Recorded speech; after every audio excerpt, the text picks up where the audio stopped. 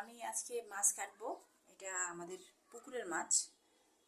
আমরা বিশ্বাস করতাম, একটা সময় ছিল আমাদের দেশের কখনো মাছের চাষ করা লাগে নাই, চাষের মাছ আমাদের খাওয়া লাগে নাই। আমাদের পুকুর ভরা মাছ ছিল, গোলা ভরা ধান ছিল।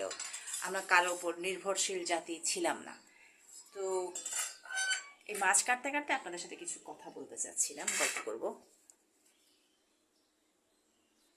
তো স্বাধীন এই জাতিটা, আমরা এখন দাসের জীবনে ঢুকে পড়েছি। যে মুহূর্ত থেকে আমরা বিদেশি প্রোডাক্টস, বিদেশি খাবার, বিদেশি জিনিসপত্র ব্যবহার করা শুরু করেছি। তো এই বিদেশি জিনিসপত্র ইউজ করতে গিয়ে আমরা আমাদের অস্তিত্ব হারিয়ে ফেলেছি, কিন্তু সেটা আমরা বুঝি না। কিভাবে অস্তিত্ব হারিয়েছি? আমরা পিৎজা খাই, বার্গার খাই, কোকাকোলায় নিজেদের জীবন সঁপে দিয়েছি। কিন্তু আজকে থেকে 20-30 বছর বা 40 বছর আগে আমাদের বাপদাদারা কিন্তু এসব খেয়ে মানুষ হননি।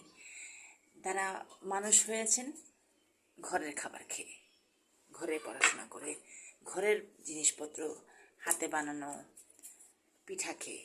তো আমরা কি করছি আমাদের পরবর্তী প্রজন্মের জন্য? যে একটা এটা হচ্ছে কাতলা মাছ, দেখুন কি সাইজের।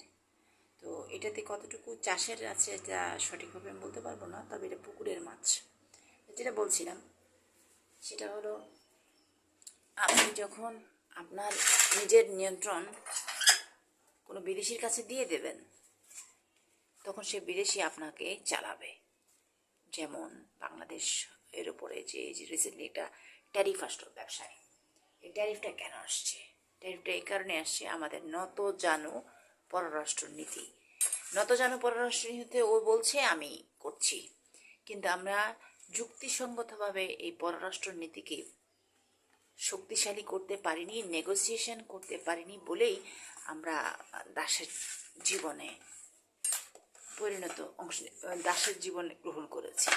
তো যখন আপনি আপনার অস্তিত্ব টিকিয়ে রাখতে চেষ্টা করবেন, এটা সবখানেই, তখনই সংঘর্ষটা লাগে।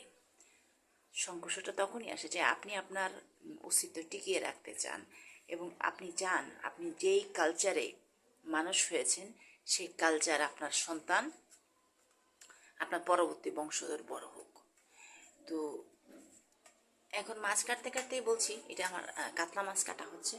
তো সবাইকে কাতলা মাছের ঝোল খাওয়ার দাওয়াত দিয়ে আমি আমার এই গুরুত্বপূর্ণ কথাগুলো শেষ করছি। এবং তার যেতে যেতে আরেকটা কথা জানিয়ে রাখি, বাংলাদেশের উপর যে ট্যারিফটা এসছে, সেই ট্যারিফটা